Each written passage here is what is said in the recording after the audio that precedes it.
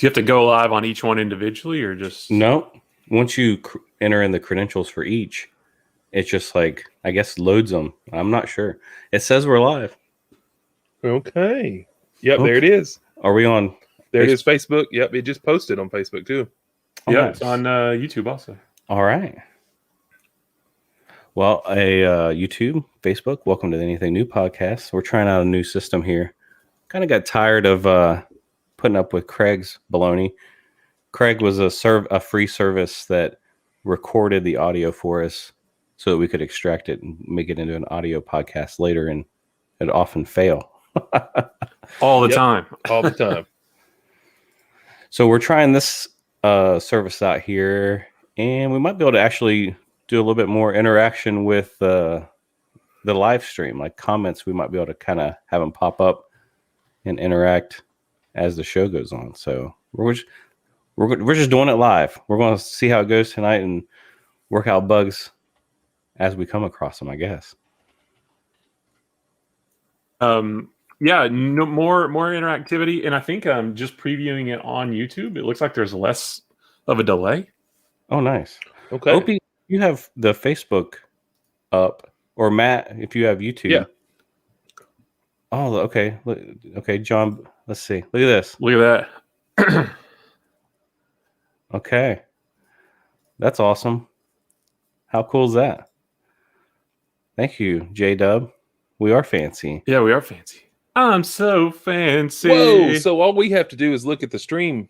Yeah. Oh, dang. Now, can you guys see? Do you guys see those comments at all? Yeah. Yeah. Oh, nice. Okay. Yeah. And then as the moderator, I have the ability to click on it and then show it to the stream. Right. Yeah. So we see them, but we can't. We click. Nothing happens if we click it. Oh, nice. Somebody let me comment in Facebook real quick. Okay. Look at this. I even have the ability to put the user in timeout. Well, I think there it is. That's so great. Look at that. That's so great. That's pretty darn cool. It is cool. It is cool. All right. Well, let's get this thing rolling. Let's roll it. We're doing big things. We are. Making moves. Making big moves. And I'm all out of gum. What? We're kicking names and taking ass. Yeah. Wait. All right, here we go. Welcome to Anything New. My name is Pete, and as always, I'm here with Matt. What's up? And Opie. Good evening. Anything New is a podcast where we talk about anything new we've been using, perusing, or consuming. This is episode 34. I'm not sure what number we could correlate that with. Is there any special 34s? Well, take your pick. Bo Jackson, Walter Payton. Oh my gosh. Okay. I mean, 34 is like the prevalent NFL running back number from the 80s and 90s. Right. And like they never use those high numbers anymore. They don't. Like the running backs want like the low single 20s. digits. Yeah. Especially the single digits. Well, anyway, we're going to talk about Godzilla versus Kong. We're going to talk about Opie wants to kind of give his input on the Zack Snyder, Justice League, Zack Snyder cut. We're going to talk about Invincible, which is a new animated series that's on Amazon that we've been watching. And we also want to talk a little bit about a video game, Octopath Traveler. Not sure if you've seen that game or heard about it, but I sure have. And it's been taking up a lot of my time this week. But first, let's talk about Godzilla versus Kong. Matt, this was your recommendation for the community watch. Yeah, it was. So it premiered both simultaneously in theaters and on HBO Max this past Wednesday on March 31st. It is the fourth movie in the MonsterVerse that Warner Brothers is, putting together, starting with Godzilla in 2014. Then you had Kong Skull Island. Then you had Godzilla King of the Monsters. And those three didn't really, those were only loosely related to each other, except for the two Godzillas, obviously, because Godzilla was in it.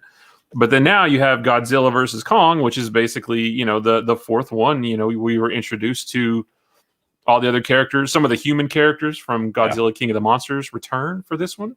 Some don't. But this is just what you would think it is. Godzilla fights King Kong. because reasons. And and if you haven't seen it, I guess we probably will talk about the end. So if you haven't seen it, maybe you skip it. I mean, what can you say about this? I mean, there really isn't much more than this. This is a movie about Godzilla and Kong fighting over, because they're two apex predators. Yeah. And they can't coexist supposedly because they're both alphas, and one has to be the ruler. But there's a human element as well. Humans, there's a I guess you could call it like an evil, not really an evil corporation, but there's a slightly more skewed in the head Elon Musk type who runs a Tesla type corporation, and they want to weaponize Godzilla's power for their own to help defend against other titans. Which I thought it's funny that they call them titans instead of kaiju. Yeah.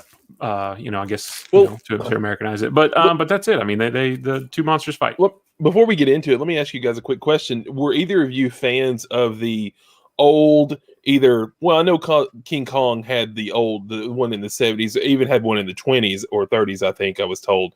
But like Godzilla had several like Japanese cult kind of movies, a bunch, Mothra and all that stuff. Yeah. So when these new monsters pop up in this new universe, are you guys familiar with those? Like, or you just know of the lore?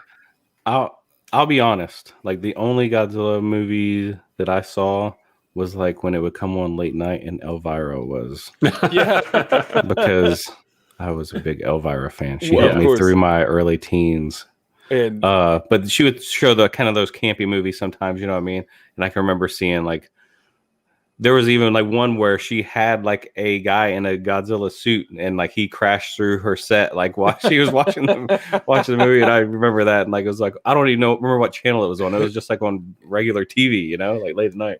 Right. But no, I didn't know anything about. I don't know anything about the lore. The was it 96, the P. Diddy Godzilla? Which one was the really 98 with Matthew Broderick? That is widely considered almost like not even canon because it's so bad. And Godzilla was different.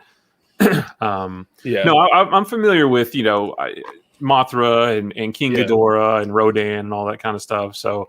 Only because my son is a big Godzilla nut, so he knows all the monsters, and I just know the names, and I don't even sometimes know which ones they are. Okay, but this was a movie. I mean, I wanted to like it so much, and I thought it was fine, but it wasn't as good. Yeah. It's probably the third best out of the four. Oh, wow. Because I didn't, to me anyway, I didn't like the 2014 Godzilla because Godzilla was in it for the last 8 minutes, and that was it. To me, the whole purpose of that one was to kick off the idea of these giant titans exist. Yeah. And then we saw Godzilla at the end of it. I thought Kong Skull Island was really good. I thought Godzilla King of the Monsters was really good. And this one was, I was just disappointed that this to me felt like a Michael Bay Transformers movie. Totally.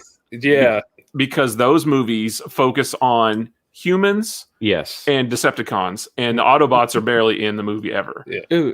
They focus on all the things that I don't care about, so. I thought so. I love the premise that they were going to like this like Middle Earth type thing, and they were trying to get like this material for energy to create this mech Godzilla. Like I liked that. The setup was great.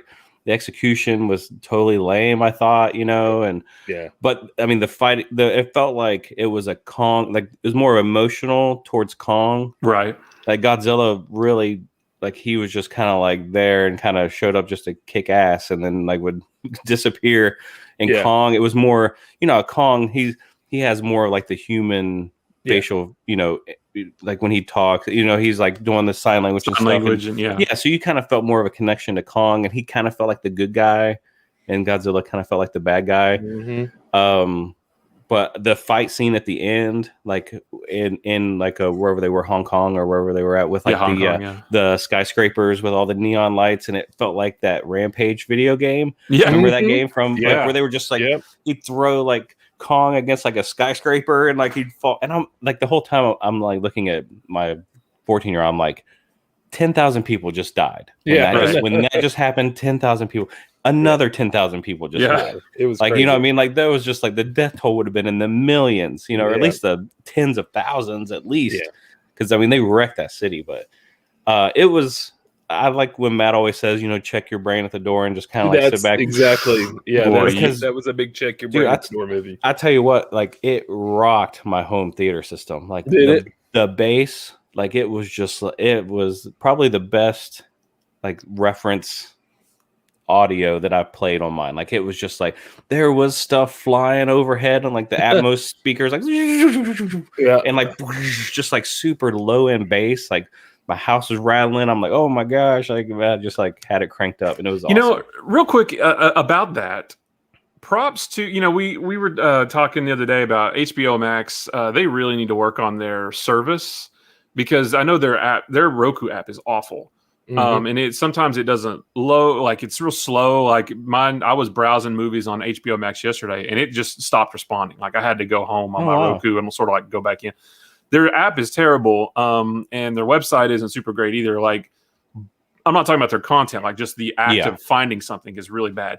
But props to them. They stream better than anything else. 4K, Dolby Atmos, all that stuff. Netflix doesn't do that. Hulu doesn't do that. Any of those, And when I went to, I don't have all that stuff. I don't have the Dolby Atmos and everything. But when I'm on the Roku app, it says this movie will play in the best quality, in the best, the best content for that your system will allow, or something like that. And I noticed that on the Justice League too. I was like, wow, I think this is streaming in 4K. Like it looks really good. And Netflix and all that stuff, they don't do that. So I guess Netflix does the Ultra HD. They do the 4K, but they don't have all the bells and whistles. You have to. It's an upgrade. Yeah. Like when I got like our 4K projector, I just had the regular Netflix account. I didn't know that you had to pay extra to get 4K. Yeah. So it's like an extra $4 a month. Sorry, Diana, I don't know if you knew that, but there's I think on Amazon they might show it as like Ultra HD. I think it's like a little button that comes up when that is doing it. I don't know. I mean, I think the HBO Max looks amazing and sounds great. So everything I've seen on it, the Wonder Woman and all that stuff has always been good. Yeah. Yeah, you're right. This is a big check your brain at the door. So basically, when you start this movie, just tell yourself, don't worry about what the humans are doing and why they're doing it. Right. Just know that whatever it is that they're doing is supposed to be the connective tissue between giant monster fights. Yeah. That's it. Because if well, go ahead. Opie, you talk about it a little bit, and then I want to talk about a couple things that really just bug me. Well, yeah, you're exactly right. I started out the movie trying to rationalize and kind of say, well, and let me ask you, so this was supposed to be set in modern day or today or this year or whatever. But as I thought more about it, the one podcaster, he's a tinfoil hat guy, right? He just was pretty much all into the conspiracies, and he kept flashing his flip phone is why I kept it's like, okay. But anyway, so definitely when one thing I pulled away from it, I just don't know why you start off taking King Kong somewhere in an ocean where his worst enemy thrives in the ocean. Yeah. I was getting a lot of Evangelion flashbacks of the big fight in the ocean where the Avas jump from ship to ship. But yeah, you knew that wasn't going to end well. I mean, why not just fly somewhere instead of like trying to get a bunch of ships and a bunch of people killed and all those carriers going to the bottom and there's like sailors. I mean, the death toll in this movie for a PG-13 movie was catastrophic. It was crazy, but that was pretty cool.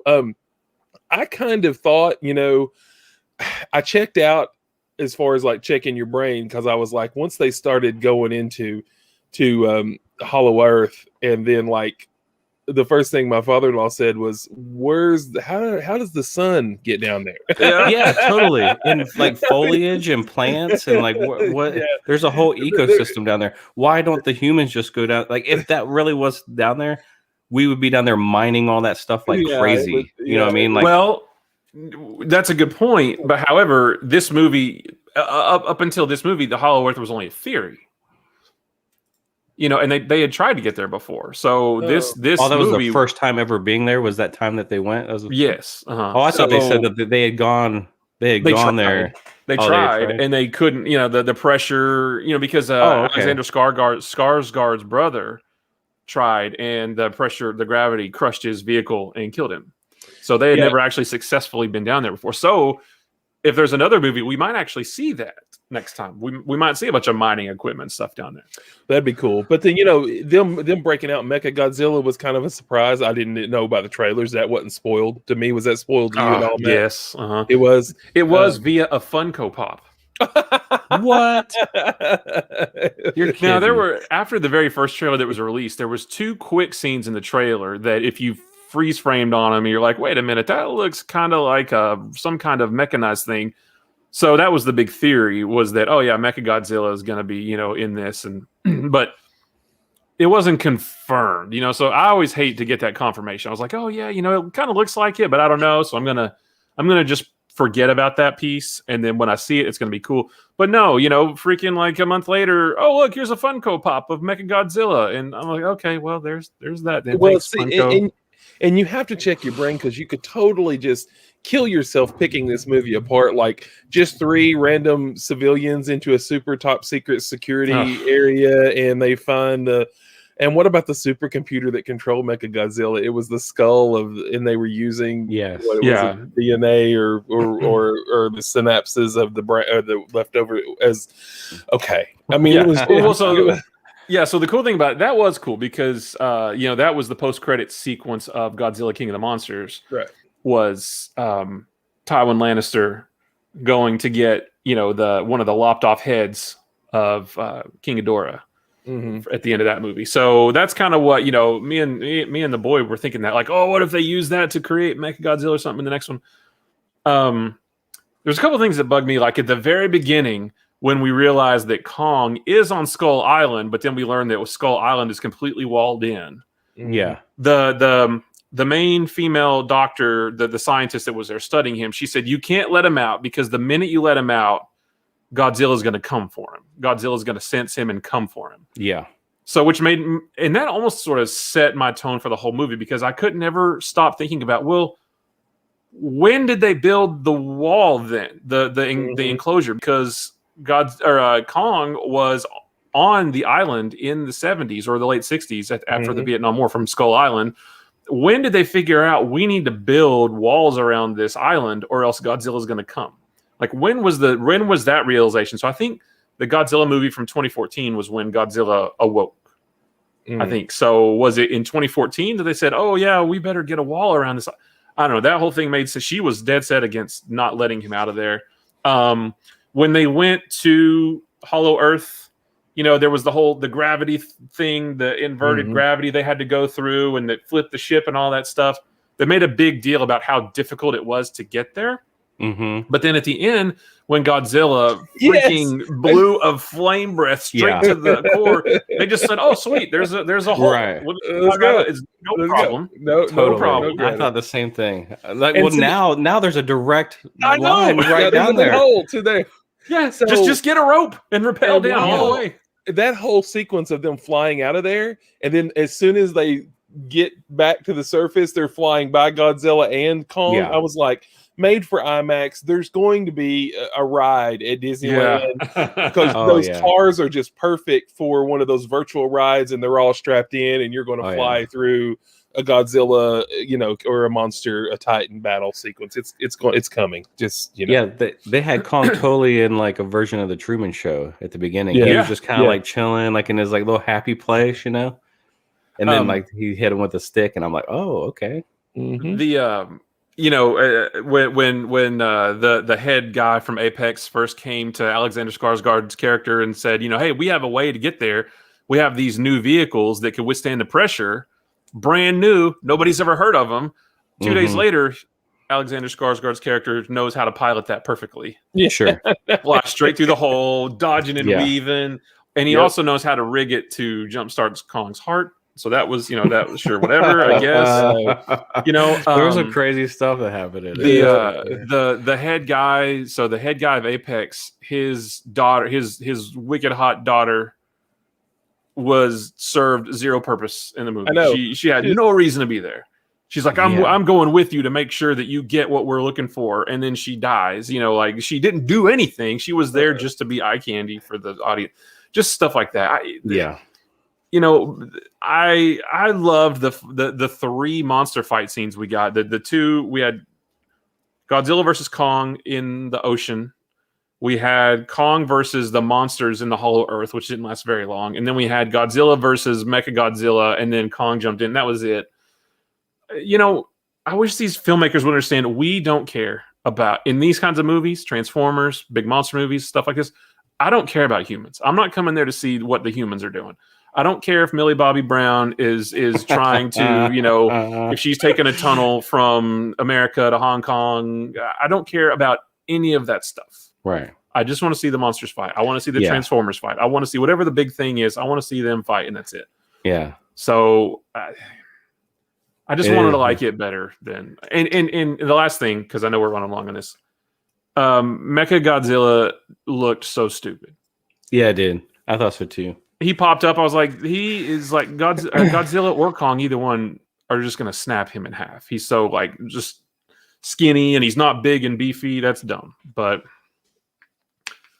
I don't know. I mean, I you know, it was fun. I had fun watching it, but there were so many brain checks that it kind of took me out of a little bit. Well, without checking their brain, because I know that, you know, my daughter's kind of started watching it with us, and she's not even into anything like this at all. So she was just in there when I started the movie, and I was kind of having to explain it to her, and she eventually just left the room. But what did Ben think about it?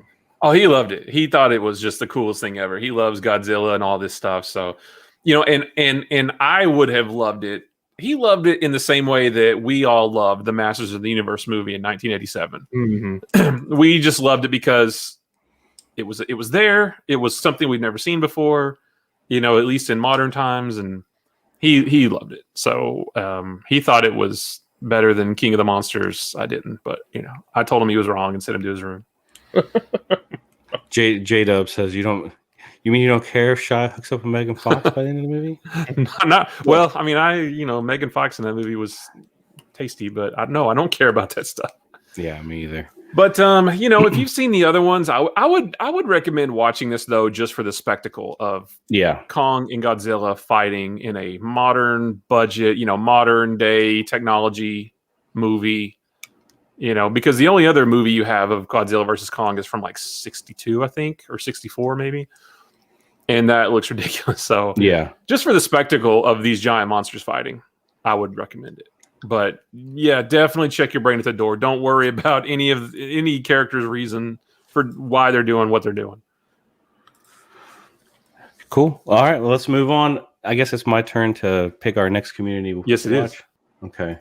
So the movie that I chose is, I kind of went a little obscure. You know, there were some kind of big things that kind of came out in the last couple of weeks that I was like, oh, I could go with that, you know.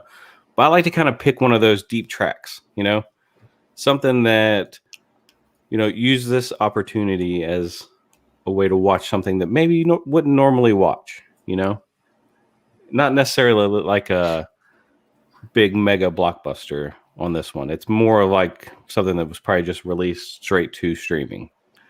And I can't pronounce his name. I never could, but it's got Jamie Lannister. What's his name? It's like Nikolaj. Oh yeah, Nikolaj Poster Wildow. Or I don't know how to say it. Just it's Jamie Lannister from Game of Thrones, right? So it's called The Silencing. 2020. And so it's a reformed hunter living in isolation on a wildlife sanctuary becomes involved in a deadly game of cat and mouse when he and the local sheriff set out to track a vicious killer who may have kidnapped his daughter years ago. So you want to try and play the trailer here? I mean, I think we could probably do it. It looks like it's on Amazon Prime. Is that correct? Yeah, it was on Amazon Prime. It looks pretty good. I watched the trailer. You know, I think I've looked at this before thinking, hey, that sounds interesting. I'm going to watch that on like a random Sunday afternoon or something. Yeah, it looks a little dark, you know, like a little gritty movie. Let me see if I can play a trailer. We're trying out this new software here. Let me see if I can get this to go. Let's see. Maybe I'll play it through YouTube. Silencing trailer. Let me try this and then let's see how long it is. It's 2 minutes 24 seconds. Let's see if this works. All right, we're doing this live, so if this doesn't work right, this is new for us. I apologize. We're gonna hit that. We're gonna hit share screen. All right, here we go. If this doesn't work, kick us offline. this doesn't work, I apologize. We're going to give this a try. We're trying new stuff here. All right, look at that. What? Nice. Like, we'll be able to hear it though. I think so. Let's give this a try. Here we go.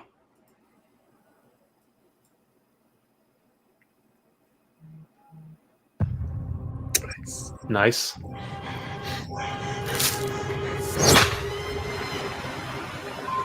The body was dumped in the water. Think whoever killed her was hunting her for sport? I wouldn't call it a sport. But yeah. She was hunted. Breaking news. We're here at a crime scene where a body has been found. I need to see that girl. She could be my daughter. I remember hearing about your daughter. I'm still catching up on active cases. My daughter's case is far from active. There's someone out there killing teenage girls. What do you think he used? Called mental apple. It ain't no toy. It's designed to kill.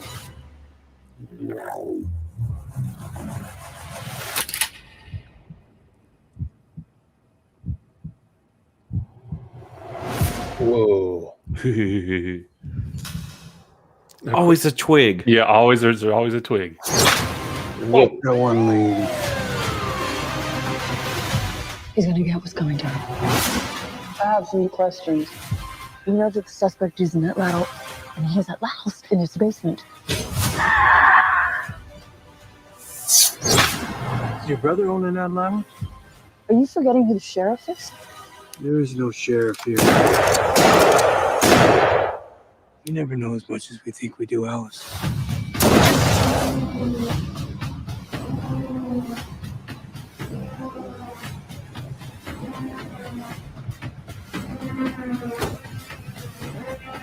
Raybird? He's here! Sheriff, behind you! Behind you! Okay. Okay. I'm sold. Now this is on Amazon Prime, is it? Yep. Yes. Okay. How did you find this? I just went through Amazon Prime and just kind of like I watch a lot on there, so they have like recommendations. Yeah. And they're usually pretty good. Like they know I like dark, twisted, killing stuff. So I don't know. So yeah, that's what we're going to watch. It's called The Silencing. So watch that this week, and then we'll talk about it next week. Good pick. Good choice. That looks good. Yeah. All right. Let's move on. We're going to talk about Oh wait, no, Zack's. No. Okay. So Well- last week we talked about Zack Snyder's cut of Justice League, right? Yeah. I said that totally wrong too. Like you're supposed to say the Justice League Snyder cut, right? And that No, it's the official title is Zack Snyder's Justice League, but everybody refers to it as the Oh. Snyder Cut. Oh, okay. Yeah. All right. So we talked about it last week, but Opie hadn't seen it yet, and it's 4 hours long. So since our last episode, he's seen it and he kind of wanted to give his input on it. So the floor is yours, Opster. Yes, thank you very much. Yeah, so I finally sat down and started watching this movie, and like I said, I've seen the original one. Didn't like it very much. Of course, I was kind of with everyone else, but when you guys were talking last year, it's usually you had the two extremes, the comic book extreme versus the non-comic book extreme, kind of going head to head. And I was like, man, I wish I could have really watched that. So I decided to watch it, and I thought I'd do a real quick my thoughts on it. And overall, I really like the movie. Just to come right out with it, I kind of disagree with Pete a little bit, saying that I wanted to see Batman, I want to see Superman. It's like, listen, those guys have had a lot of movies. Okay, this particular movie, I felt like they did a really good job of building up the Justice League. It was about Batman creating the Justice League, and I know that there was a lot of Cyborg in it, but I thought that was well done too. I kind of like that story, even though I don't know anything about Cyborg from DC. I really don't. My DC knowledge past, the kind of the Justice League characters is mainly some cartoons that used to come on, that Gavin used to watch. Other than that, I'm not real sure on anything else, but I like the fight scenes. The battles were great. I loved learning about the Defenders of the Earth and how they fought Darkseid, or they fought, in the beginning to kind of keep him from coming to Earth, and how everyone used to fight together as one. I wasn't too happy with Aquaman being like the surfer dude. I mean, I was kind of tired of him doing the kind of being that guy. The I don't give a crap guy, but coming in at the end, he's the bro dude. He's just got to walk out of the surf with his shirt off. That's his only purpose. But overall, I'm glad I watched it. I really liked it. I even thought about watching it again because it was cool. It didn't really feel long to me. The only parts that kind of felt long to me was more of the Lois Lane stuff. I was just it was just like she would just drag the movie down, and when I get going, it switched to something Lois was doing, and I'm like, okay, but that's the only part that I felt was slow about it. But overall, I really liked it. I would have liked to have seen a Darkseid battle. I thought I was going to see that in this, but we were supposed to have seen that in the next two movies, right? But yeah, I'm overly disappointed that they like Matt. They've cut off this whole universe, right? This is not going to segue into anything at all, unless. I mean, allegedly. So supposedly Warner said we are done with Zack Snyder's vision. We're done with his movies. They're out there, watch them, but we're not going to make any more. But they also said that once said we are never going to release Zack Snyder's Justice League. Forget it. And they did. So, I mean, there's always hope, but I have less faith that we will see more of these than I did that we would ever see the Snyder cut. So, I feel like, okay, well, there was always a decent chance we got the Snyder cut. We did get it. I feel like there's almost zero chance we'll ever get any more, because I think even Snyder himself has said, I'm kind of done. And one thing you do notice too, and this is what I'm just going to bring this out there. The Honest Trailer YouTube page always does to your movies. The movies you like or dislike, it's honest trailers, man. Yeah. It brings out a lot of stuff that happens. You're like, yeah, he's right. Yeah. He's right, but it is all about Superman a lot of times. I mean, it's like you're not going to do anything in this world without Superman, and it's just the way it's going to be in that universe, I think, for the most part. But man, he's such a dreamy Superman. I love he does Superman so well. He does, man. He's, in my opinion, he's the best. I know it might be a hot take, but I think he's perfect. Yeah. And maybe a slight man crush on him just because he's a gamer like us and builds PCs, plays World of Warcraft and The Witcher and all that stuff. Yeah, he's a good dude. Yeah, I could have a drink with that dude. Yeah. That's all I want to say. I just want to say I was kind of in the middle. I mean, I didn't geek out on it, but I enjoyed it. I think it is a non-comic book reading guy, but I like superheroes. It was good. It was good. There was a lot of Cyborg in it, but I don't think I don't think they wasted any time with any of his storyline to me. Gotcha. Yeah. Well, awesome. Well, thanks for that take. We appreciate it. You're welcome. All right, we're going to move on. We're going to talk about an animated series, and this one is on Amazon also, isn't it? This one's on Prime. It's called Invincible. And this, Matt, you're more of the I added it, but I knew that you wanted. I was going to say, who put this? This seems like something I would have added, but I think I added it because I didn't want to just keep pounding you guys with comic book stuff, so I just left it off. And then I thought, oh, sweet, we get to talk about it. That's nice. Well, I added it because it's amazing, and that's why I thought that it. And there's a lot of times where I can get a little fatigued on superheroes and comic book stuff, but I usually at least give it a try. And I thought this one was like right from the get-go. I was like, okay, this is unique and this is kind of a cool take. So let's give a little rundown on exactly what it is. It's kind of about a teenager, right? It's like centered around this kid named Mark Grayson, who just happens to have a dad who is kind of like the Superman of this universe, right? He's Omni-Man. Mm-hmm. And Mark Grayson is he's kind of like coming into manhood and kind of starting to get his superhero powers. So kind of the beginning of it, you're getting like a taste of him becoming a man, becoming a superhero, and still juggling like his day-to-day school life and being bullied at school, that kind of stuff. And they throw in some kind of like Avengers type stuff, like what are they called? Like the Guardians of the Globe. Guardians of the Globe, yeah. Where there are all these different superheroes. Like there's like a fish dude, who's kind of like the Aquaman, right? There's like a Flash type dude who's called like Red Rush. Red Rush, yeah. So there's all these dynamics going on, but it is like not your like kids type animated series. It's violent and graphic, and there's skull crushing, and there's all kinds of stuff. Like they don't just pummel like on a normal cartoon. There's decapitations and stuff like that, but there's also like a soft side of the story where there's like a father-son thing, but there's a lot of stuff kind of under the curtain that you don't really see, and we kind of get a taste of something's not quite right. And it's just, I've seen 3 episodes. I know 4 are out now. They're releasing one every Friday.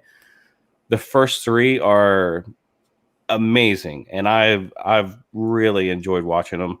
And each episode at the end kind of gives like a little cliffhanger for the next episode. So it's like one of those like where you watch the first one and you're like, okay, well, I can't stop watching now. I got to at least see the first 10 minutes of the next episode, and then you end up watching the next episode, and so on and so forth. But what did you think about it, Matt?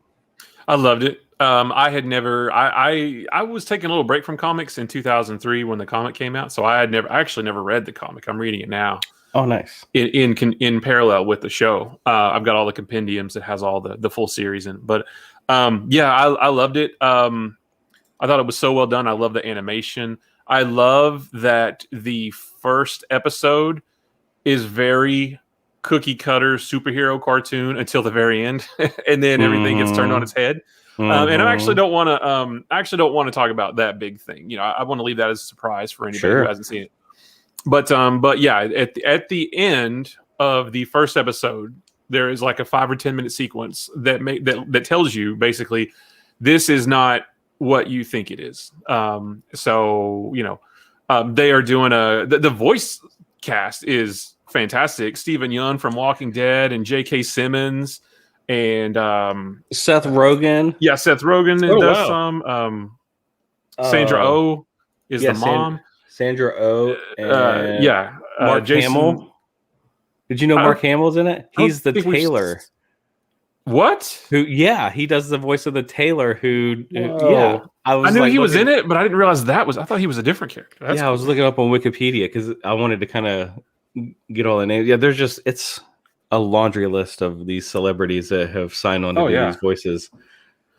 I think it's great. I love the story. It's very, there's a lot of DC analogs, with the Guardians of the Globe. They may match up more with Justice League, but then Mark Grayson is a lot like Peter Parker, and then he's a kid in high school and trying to juggle school and girls and also being a superhero and that kind of thing.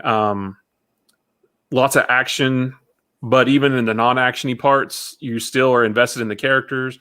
I just think it's fantastic. Now, I will say the 4th episode, I didn't love it as much as the first 3. Okay. But I think that's because the first 3, the bar is raised so high.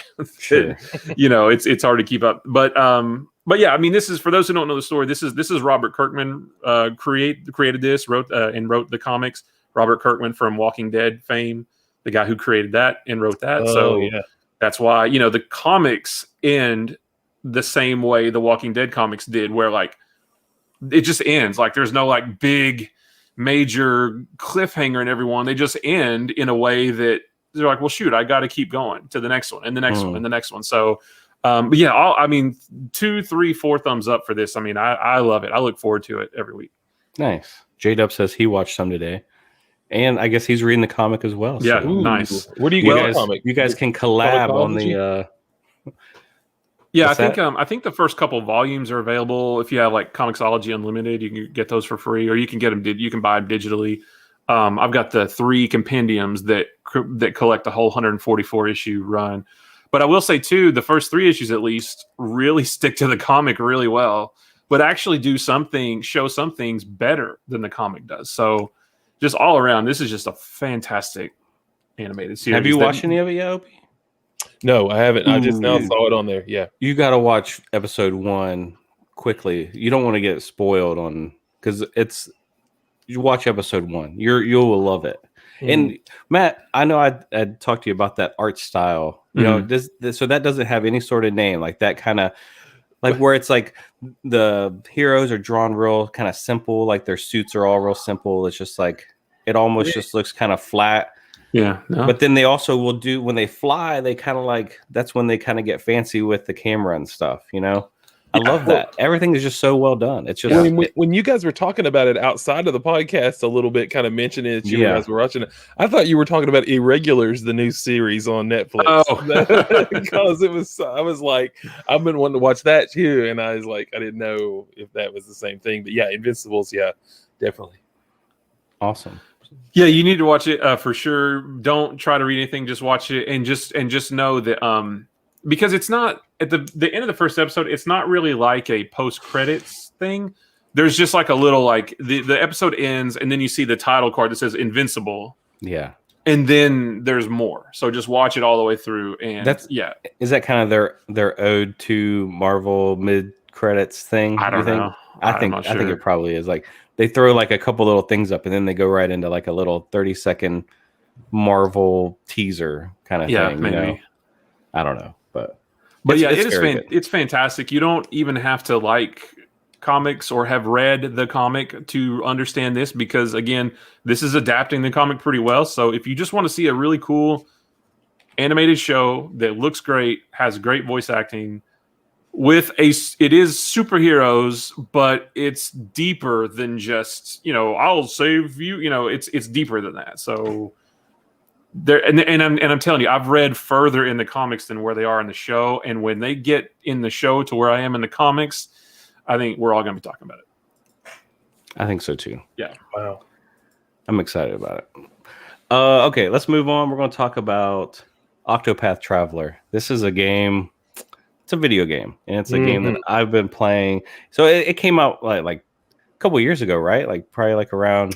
Yeah, I think so. Maybe 2019 sounds about right. Maybe 2018 at the 2018. 2018. Okay. It's pretty much on every system now, I think. And I had bought this when it first came out on Nintendo Switch. When it came out on the Switch, I bought it. Hey, Peter, you're going to flip the title in the. Oh, my bad. Yeah. Sorry, I'm learning here. So it's I bought it on the Switch, and it's a good game. It's they have this thing that we can kind of easily see how your hours are. It's a Square Enix game, right? Like they make all like the great JRPGs. So this game, you kind of collect your little party members and go around. It's turn-based combat, kind of like the old school games that we would play like on Super Nintendo or like regular Nintendo. But the kind of the thing is like they do like a HD universe landscape, like it's just like really beautiful. Like, I mean, really the best way for me to show it off is to actually show a video of it, but I won't. But you can look it up. It's just a game that I've kind of like really delved into over the past week, and it's like, I don't know about you. You guys might not so much, but it's like I have a hard time bouncing between games like daily.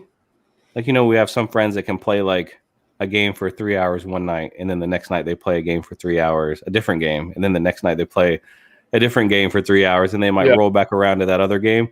But it's like I get like consumed by a game, and it's like before I go to bed, I'm reading up on spell rotations for my cleric. You know what I mean? Yeah. It's just like I go all in, and I'm like, I join the Octopath Traveler Reddit, and I'm like just reading up on like Octopath Traveler memes and all these like different things, and it's just but it's a good game. I'm playing it on Game Pass. So it just came out on Xbox Game Pass last week. So if you have Xbox Game Pass, you can download and play this game. It's included in the service. Wow, that's a good deal. I just looked it up on Steam. It's still $60 on Steam. Yeah, and and I think it's that on the Switch. Switch games just don't go on when Switch games go on sale.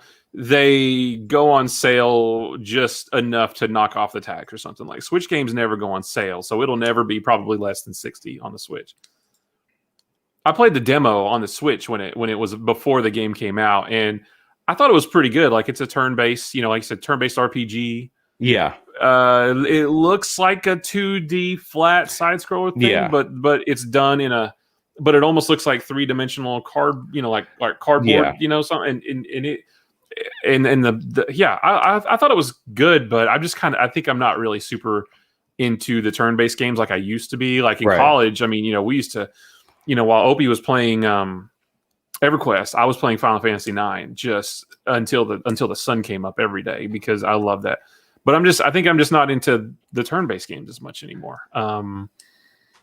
But yeah, I mean, I thought it was pretty neat. I thought it was cool the way they put a new spin and a new look on the old school RPGs like that. Yeah. Let me. I'm going to show a little bit of the trailer real fast, just because it shows off like what we're talking about. Because it's kind of a hard game to describe. Because sure, yeah, it's not even discounted on Green Man Gaming or GOG. It's unique, I think it's let's see here. We'll do this and we'll hit the share audio. We won't watch the whole trailer, but I'll just give you a little taste of it here. The journey begins.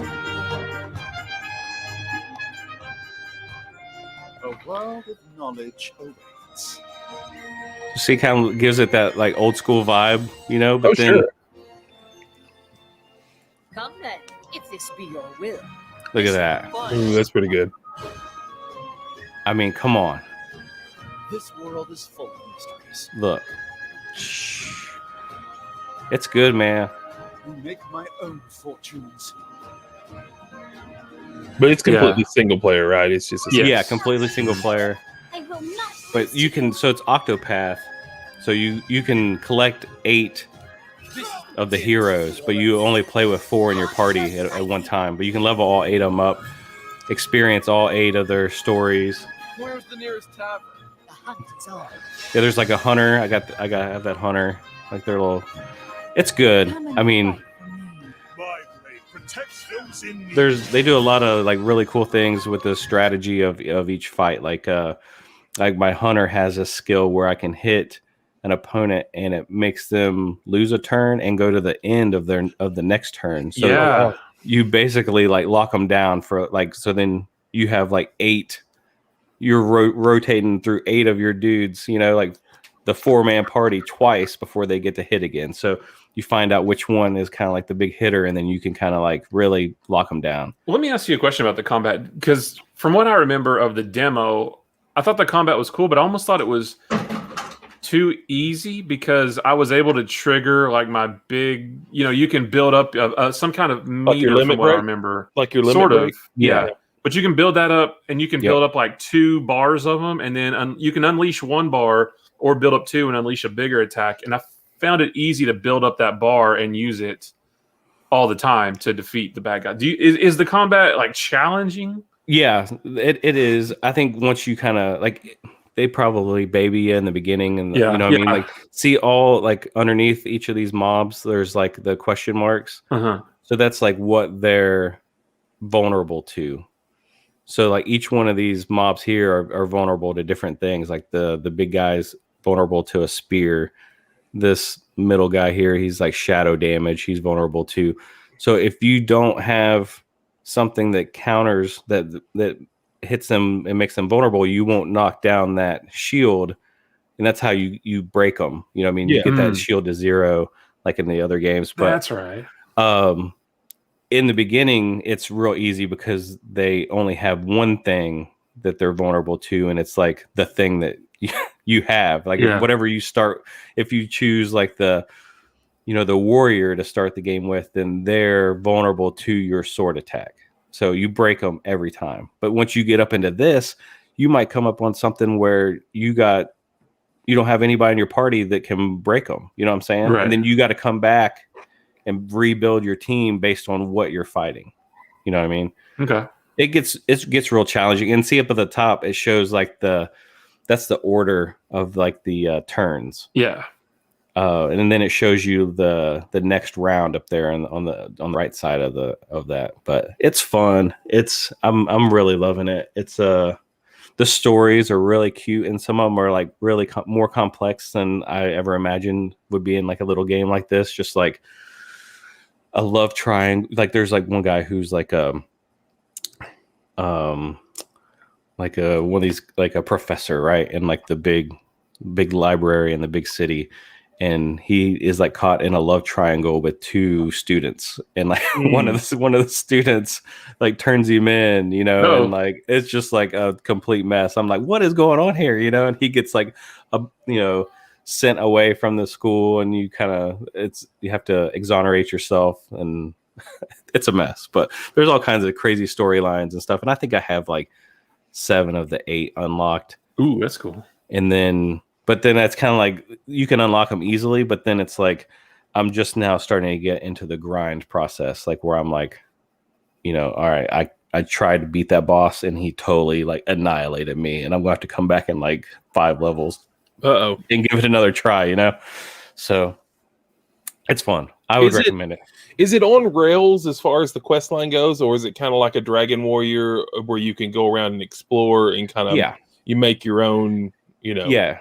You don't have to do anything. There's no certain path you have to go on. Once you unlock all the different heroes, you can go off into whichever kind of one you want to focus on. The only thing that I don't like about it, there's not a lot of interaction between the heroes. Like there's no like they're kind of, if you choose to go on the hunter story and kind of like progress that one, like everybody's there to help you, but there's no real interaction between. It's really just that one character's story. Yeah. And then there's 3 other dudes with me, but it's that one character. Yeah. Okay, and then you're like, that's interesting. And then I'll go on the hunter. I'll work on the hunter quests for a while, and then like everybody's with me on the hunter quests. You know what I mean? But whereas with like something like Final Fantasy, all these characters have things to do and things to say in one story. Yeah, there's like one master story, but in this, and that's kind of the point of the game, is what when I was reading the stuff, and people were like, well, some people just don't get it. This isn't exactly like Final Fantasy. There's not like one big bad guy who's trying to destroy the earth and everybody's teaming up together. There are 8 stories, and everybody's trying to help 8 people complete all their stories. So it's almost like 8 smaller RPGs. Yeah, exactly. That's what a lot of people say about it. Yeah. So. Cool. All right, let me see if I can get this to work. I'll stop sharing that. One thing real quick, I was going to say how you talk about jumping from game to game. Yeah. I'm kind of the same way. I'm the same way depending on the game. So if I can jump easily from Fortnite to Overwatch to Division 2 or one of those types of games. But I'm the same as you if it's something like Last of Us. I don't want to jump. I don't want to play Last of Us one night and then go to Uncharted one night and then Horizon one night. So if it's a big story-heavy game where you're playing through a story, I want to stick with that. So I mean, I get locked in on when I did Last of Us 2. Yeah. I didn't have eyes for any other game except that one, unless it was like a game like Fortnite or Overwatch where we were playing on a Friday night or something. But I can jump do those games easy because it's just you're just shooting people and having fun. But if there's a story behind it, I like to stick with that because otherwise I forget. I get my stories mixed up and like, wait, why is Nathan Drake in post-apocalypse fighting zombies but also swinging from buildings? Wait a minute, I'm getting them mixed up. So I do the same thing. Yeah. I'll hop back in. I'm like, oh well, I'll play Horizon Zero Dawn for a night. Well, I haven't played it in like a year and a half, and I hop in and I'm like, I have no idea what is going on. Yeah, I could spend the whole night just getting my bearings on what is going on, and I get, I'm just like, I don't need to hop in. I tried that with The Last of Us. I was going to play it and then play because I recently got a PS4. I was going to play the second one, but I wanted to jump in where I was at on my first Last of Us, and it was yeah. So I don't know. All right, let's move on to pickups. Yeah, pickups. Matt, you want to hit us with your pickups first? Since you're listed first on the list. Yeah, I got one. And this is a thing that I was big into collecting about 2 years ago, and I collected a whole bunch of them. And then I'm not as big into collecting them anymore, and I pre-ordered this a long time ago. and thought about canceling it, but then didn't, and then it showed up, and I forgot about it. It is the Banjo-Kazooie amiibo. Amiibos. Yeah. Oh, So yeah. I've got a ton of these because I went hog wild buying them. Like I think in like 2019, I've got like 24 at least, maybe 30 of them. Dude, some of those like really increase in value. Well, yeah, I know. And most of mine are still in the box too. I have a few that are out, but this was one when it popped up. I was like, oh sweet, that looks awesome. Pre-ordered it because I always pre-order a bunch of stuff thinking, well, I can just always cancel it later. Amazon makes it so easy to cancel stuff. They do. But half the time I forget, and then they just show up on my doorstep. But It's like just a little surprise. yeah, so that's it. That's all. That's my only pickup was Banjo-Kazooie. Awesome. All right. Well, we're moving on to Pete's pickups. My pickups are pretty easy too. Well, I guess we could talk about this new software first that we're using. Oh yeah. So this is in the past we were using I have 2 monitors, right? And 2 pretty big monitors. And it was like both my monitors were filled up with all this software to make this dumb podcast. I had OBS, like for the streaming services. I had to have Facebook open.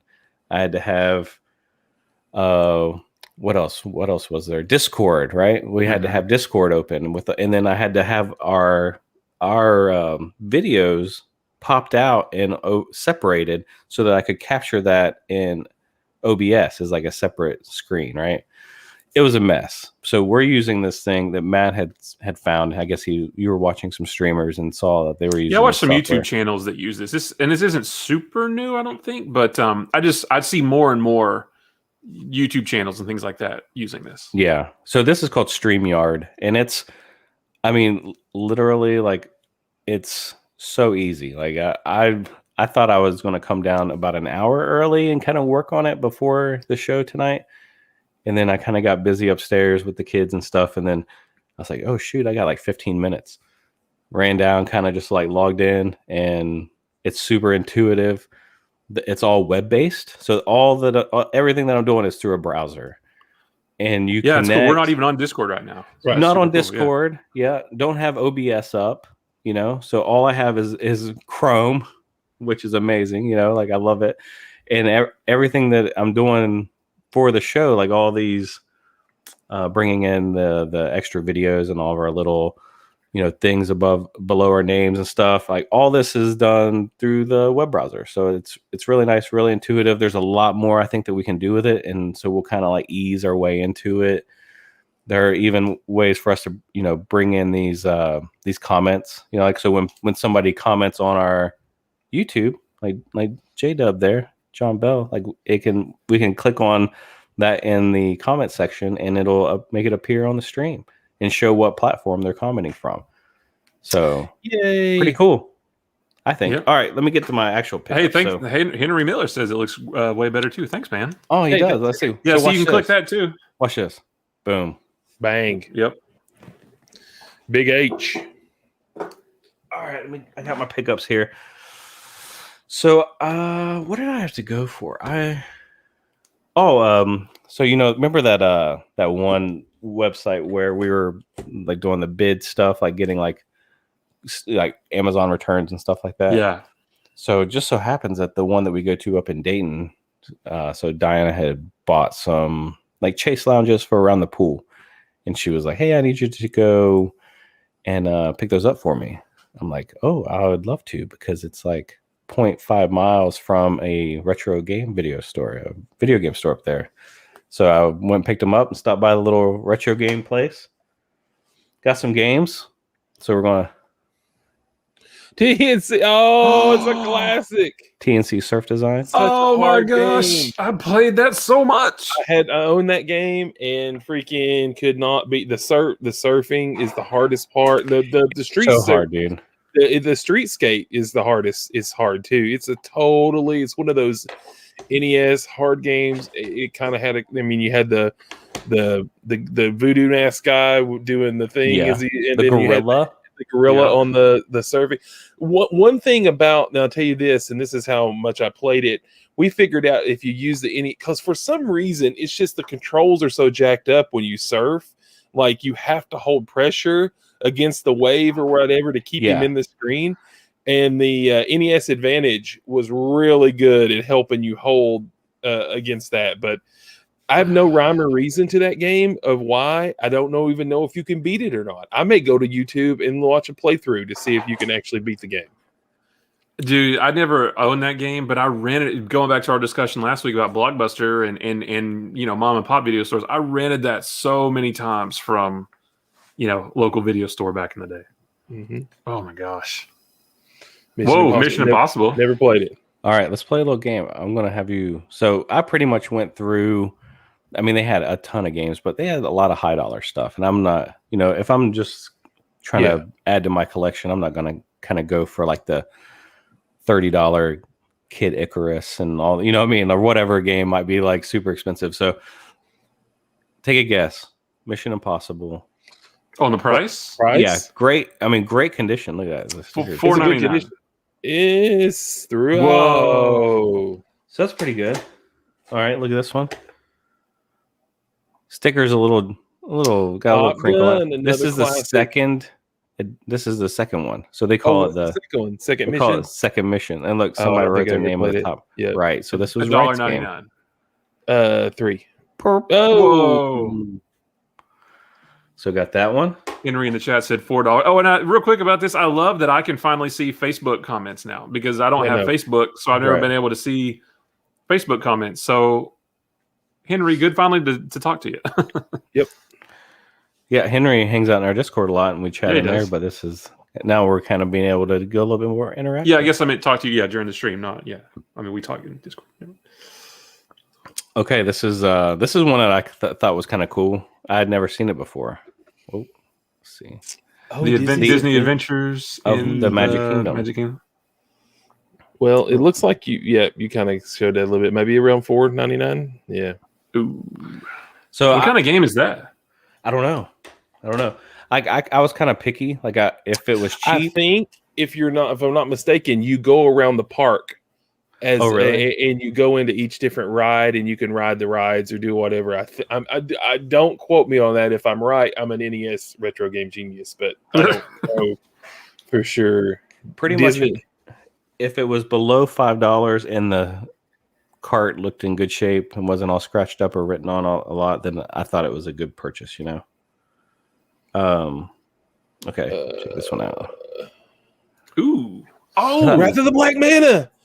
Wow, that's a good one. Is it? Well, I don't know how good the game is, but when you would see that sitting on the shelf at the rental, I always rented. That's when I rented a lot too. I don't think the game plays very good on it. $3.99. Yeah. Dang. Yeah. All right, last one.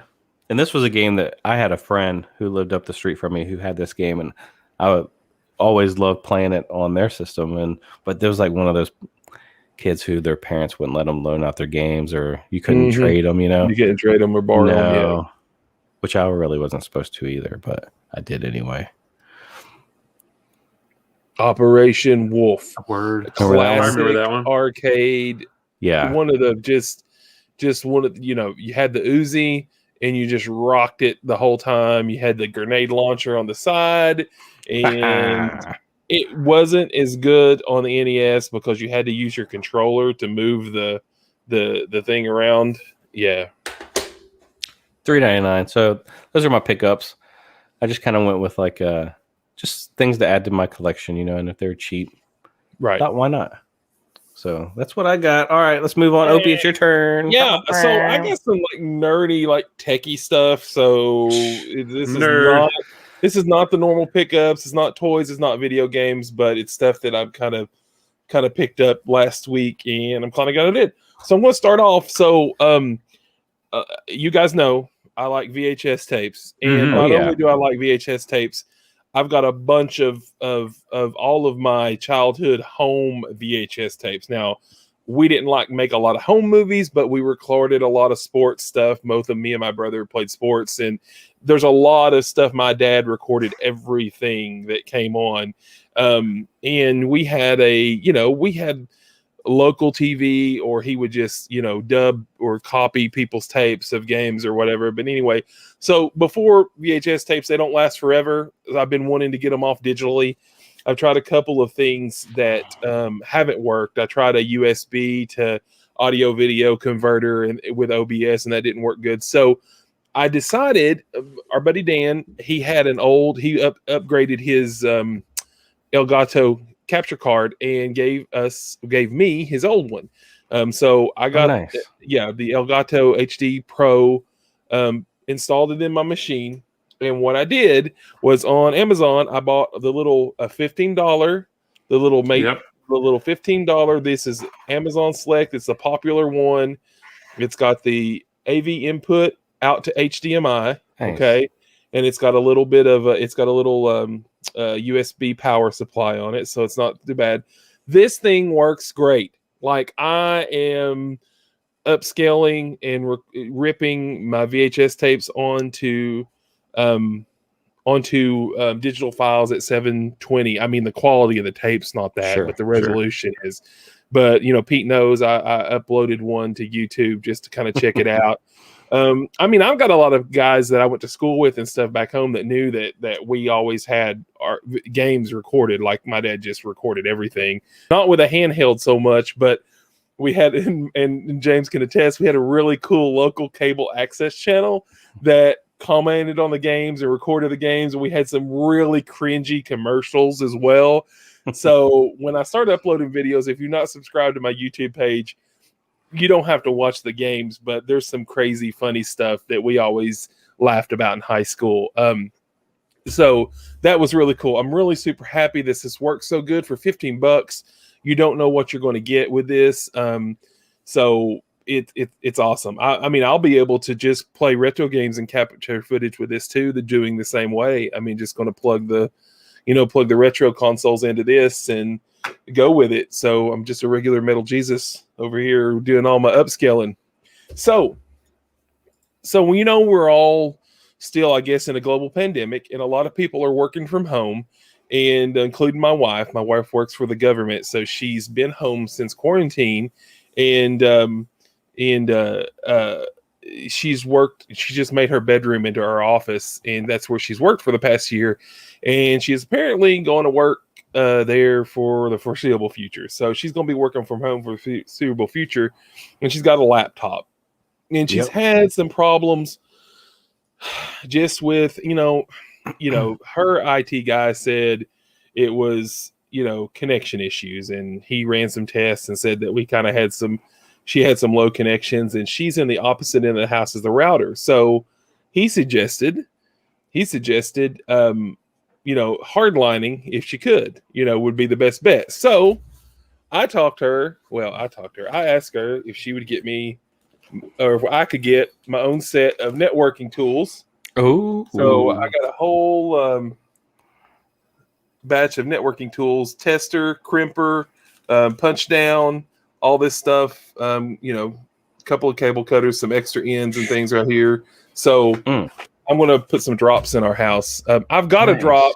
I was using my work. I was using their network equipment, and I thought, I would really like to have this so I don't have to worry about, bringing stuff home from work, which is not ever a good idea. But so I bought my own, and this, honestly, all this was like $30. It was really, really cheap.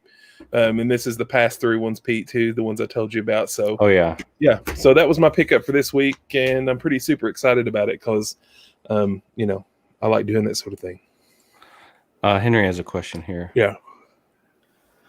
Yeah, it should. Anything that comes out, Henry, HDMI should work. I mean, it's just pretty much this basic. Now, you can watch, like I mentioned, Metal Jesus Rocks. He's a YouTuber.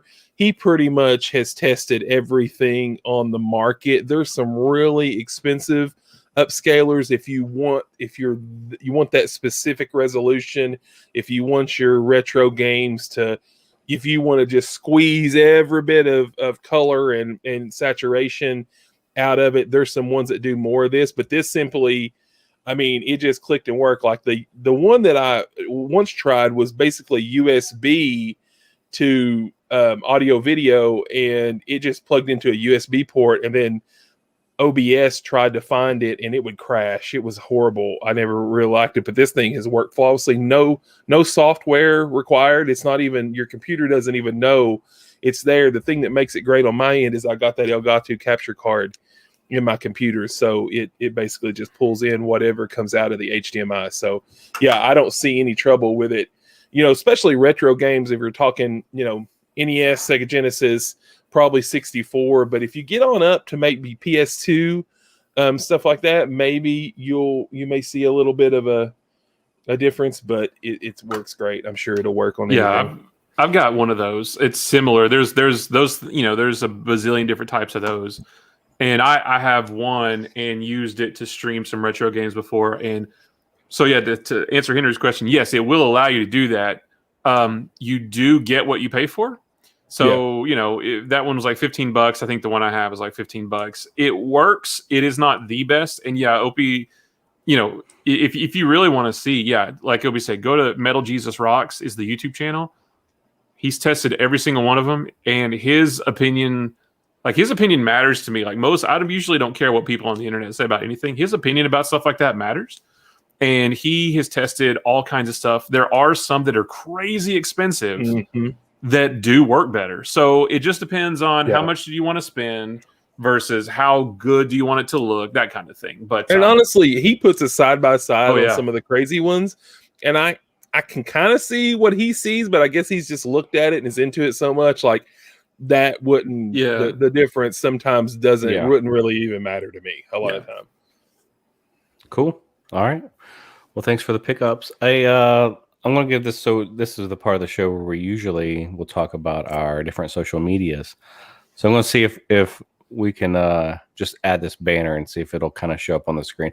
The formatting may be all messed up and I might have to work on it for next week, but we're just going to give it a try.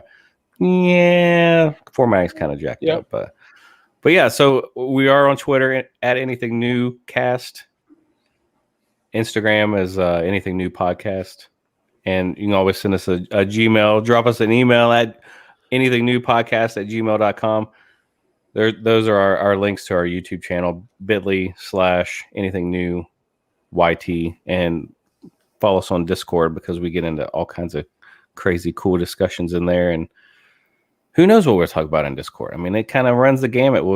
We have a channel in Discord talking about the Falcon and the Winter Soldier. We're not talking about it on this show every week, but we are talking about it over there. So Falcon and Winter Soldier. Yeah, that's on there, and there's spoilers in there, so that's why I don't go in there because I don't want to be spoiled. Right. But it's bit.ly/anything new Discord 1. So that's it. And then watch, I can just click that button and then it goes away. Nice. That's the magic of the internet.